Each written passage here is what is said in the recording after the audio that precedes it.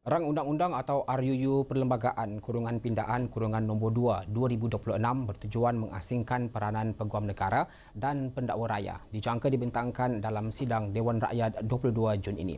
Datuk Seri Azalina Osman Said berkata beliau berharap prosedur bacaan kali pertama, kedua dan ketiga dapat diselesaikan secara serentak pada sesi persidangan Parlimen itu nanti.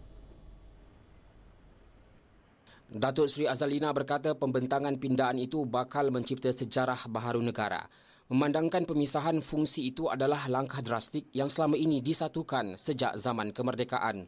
Datuk Seri Azalina turut berharap pindaan RUU berkenaan memperoleh sokongan majoriti 2/3 ahli parlimen atau sekurang-kurangnya 148 undi dengan draft pindaan RUU berkenaan adalah edisi terkini berbanding sebelum dirujuk ke Jawatankuasa Pilihan Khas Dewan Rakyat. Yes, because of the first bill we brought in, so now we're going to amend with the new sejata amend. Tapi dalam 22 bulan kita akan bawa masuk dulu penyata lah this mesyuarat dan penerangan tentang what transpired. Beliau berkata demikian selepas mesyuarat Jawatankuasa Pilihan Khas Dewan Rakyat pada Isnin yang menyaksikan semua pihak terlibat bersetuju dengan cadangan membawa pindaan RUU berkenaan.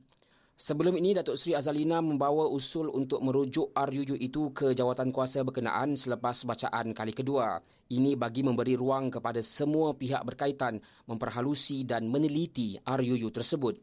Usaha pemisahan fungsi peguam negara dan pendakwa raya merupakan sebahagian daripada agenda reformasi institusi kerajaan bagi memperkukuh ketelusan, accountability serta integriti sistem perundangan negara.